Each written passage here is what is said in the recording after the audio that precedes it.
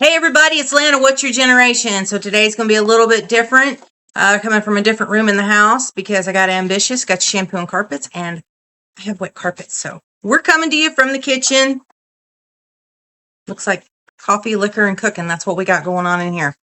Anyway, we were talking the other day at work, and I was really shocked to find out how many people still go to musicals. How many movies have become musicals? How many musicals are now become TV shows? So we're going to dive into that today between the different generations, what was popular at what times, what spanned generations. So, as you all know, I'm going to put it up here real quick, what the generations are. You got the greatest generation, you got silent generation, baby boomers, Gen X, millennials, also known as Gen Y, Gen Z, Gen Alpha, and Generation Beta. It does go further than that, but it's a little more futuristic, and those people haven't even been born yet, so I'm not including them. So, when we got to kicking off into this, the silent generation, some of their big deals for musicals was The Sound of Music, Oklahoma, My Fair Lady, and West Side Story. Now, I don't know how much you know about musicals. I don't know a whole lot. I think we all know Sound of Music. Probably every kid watched it in school, in library, or in class. It kind of spans the generations. It's supposed to be a true story. The Music Man, that one was new to me. I actually found out about that one from a guy at work. Has a really cool song. I don't know the basis of the whole movie. But it was pretty cool because there's a whole song about how a pool table is coming into their town, and they consider it the root of all evil. Who knew? My Fair Lady, I don't know anything about it either. And West Side Story, that is one that has spanned a lot of generations, by all means. I've caught bits and pieces of that one, but I haven't seen it. My Fair Lady, I've seen the movie. I really can honestly say, other than in school, I really hadn't gone to any musicals. I think my school put on Bye Bye Birdie was one of the musicals that they put on. So I know that I had to show The Sound of Music to some of the younger kids. They hadn't seen it. They all seemed to like it. I mean, as we all know, the music is what draws everybody in. I think the last member of the Von Trapp family had passed away. I'm not positive about that. I'm sure I'll get corrected on that too. So the baby boomers, their musicals are, of course, Grease. I think we all know a song or two from Grease. Sound of Music again, Chorus Line, and Mamma Mia. I didn't realize that Mamma Mia was a musical. I knew the movie. I thought the movie had just been made from the music. I didn't realize it was originally a musical, so that's pretty cool that it's kind of spanned both sides. The Greatest Showman. I have not seen the old Greatest Showman, but I love the movie that came out with it. They list some others: Paint Your Wagon, The King and I, West Side Story again. The cool thing now is you can stream a lot of these musicals at home. You don't have to go out to theater, which is probably not so great for the theater, but I don't really like to go out and be in big crowds, so that works out really well for me. For Gen X, one of the biggest ones for Gen X, I actually watched this when it came out on TV, was Rent. It was actually a musical about AIDS. Was very big for our generation. Our generation had the huge education on AIDS and how it was a big voodoo thing, and then we actually learned about it, and I think Ryan White was really big with that. So there's that. Book of Mormon, never heard of it. The Rocky Horror Show, now that one I've heard of, and I'll mention later. That is now become a kid's cartoon. Rock of Ages, heard of it, haven't seen it. It looked like it'd be pretty cool. I think it'd probably be really cool to see on stage, but it's not something. I'm terrible with good intentions and then not getting out and actually seeing it. Hamilton. Hamilton seems to be one that is kind of started with our generation and then has spanned all the way down to Gen Alpha even likes it.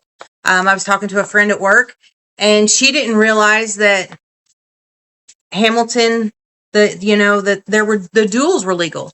She is a Gen Zer and she didn't realize that people used to settle things by duels. So that's kind of cool. People actually went and saw the Rocky Horror Picture Show. I think all of us saw it on TV.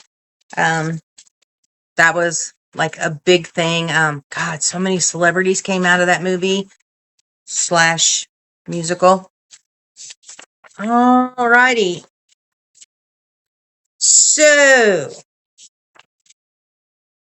the next generation millennials, they are really big into Moulin Rouge, Matilda the musical, 9 to 5. I was really kind of shocked about that. I know the 9 to 5 movie was awesome, but I didn't know there was a 9 to 5 musical, so that was pretty cool. Hamilton. My generation is really into the new Wicked. We all grew up loving Wizard of Oz. I think that was another musical that was out there. So the Gen Z musicals is 6.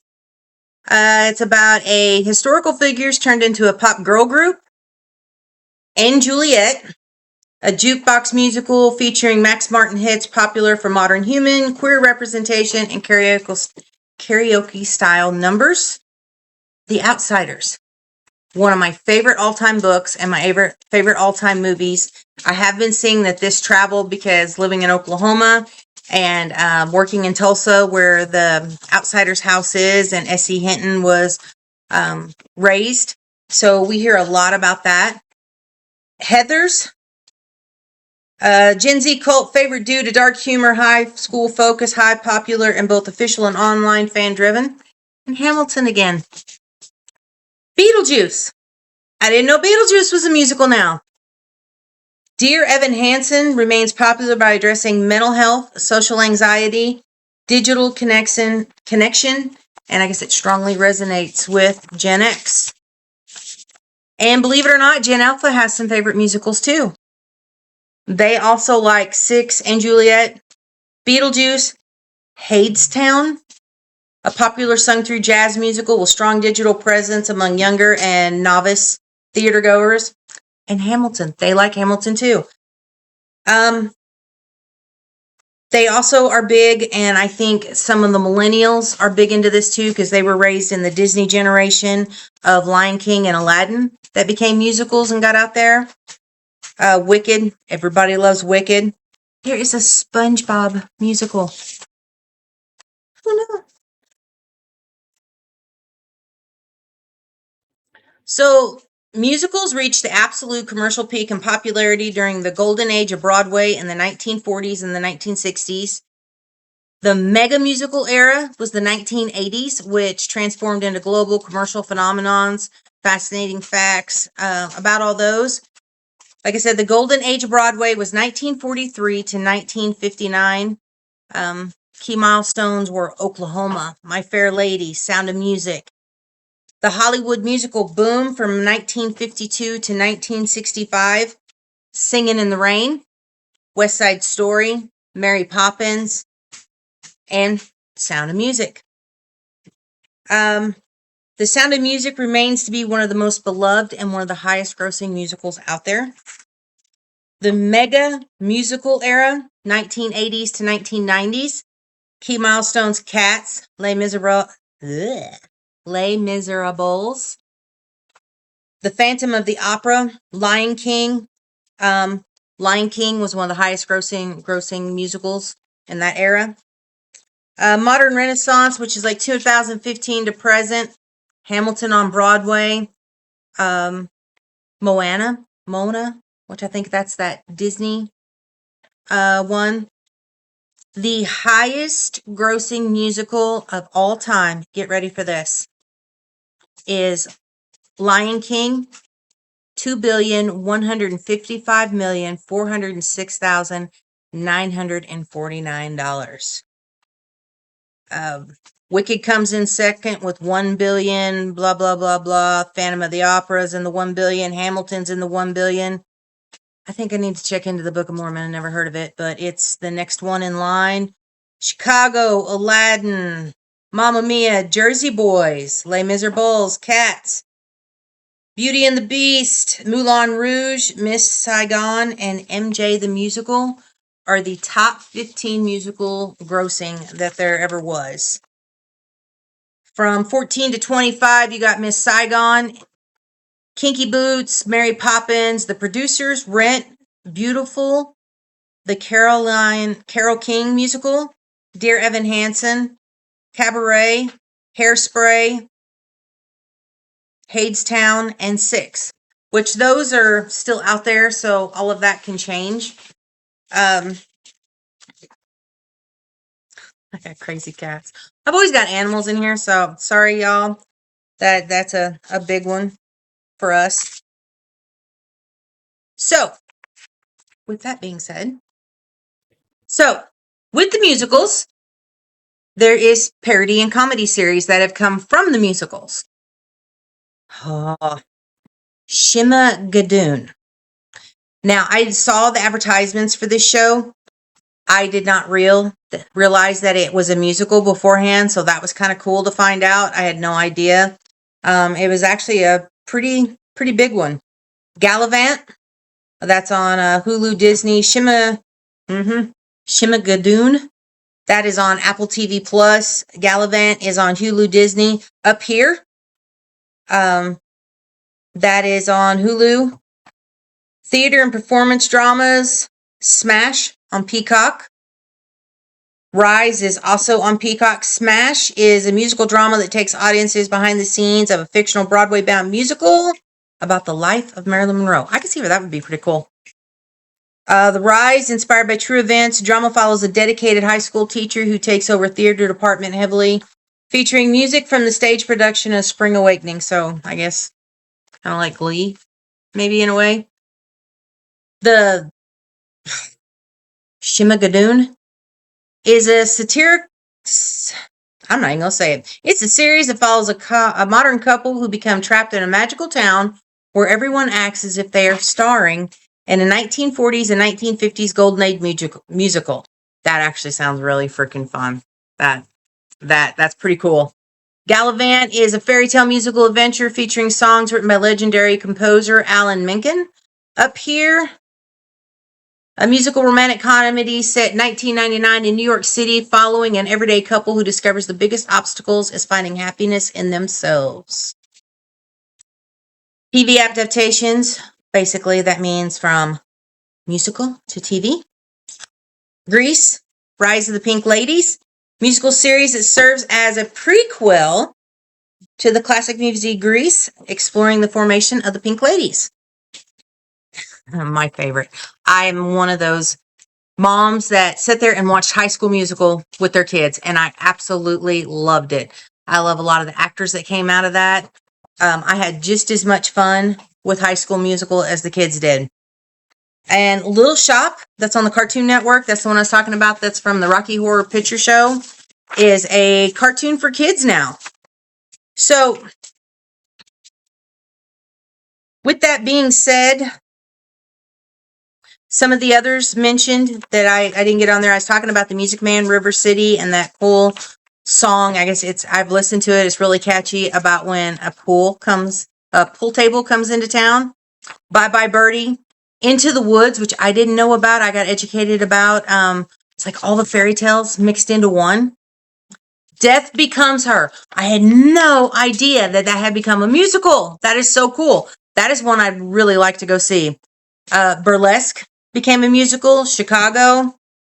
There are lots of cool things out there. I hope you all are having a great weekend. So it's going to be just me for a little while. So bear with me while I make this transition. It's a little different doing it just one-on-one, talking to you guys. As you know, kid moved out, Keep saying it. You guys are going to know it. The hubby has had to work night shift for a few weeks, so he's sleeping while I'm awake, and I'm trying to be quiet while he's sleeping. So you are stuck with little old me for a little while. I'm doing the best that I can. I feed off of everybody else a little bit more, so it's a little bit of a change. But 4th of July will be coming up soon. Don't know if I can, but I'm going to try to go back home for 4th of July. No promises. Don't read into this too much. I can't make any promises that I can be there, y'all. And when I do make it back, I'm going to feature some of the businesses and kind of give you an insight. I know not everybody, but a lot of people do come from small towns. I'm going to let you into my hometown and show some of the cool things that are still there and how everybody likes small town life. I like the hustle bustle of the city, but I like to live in the country. I like all of the cool things that are out there. But until next time, I hope y'all have a great weekend. What's your generation?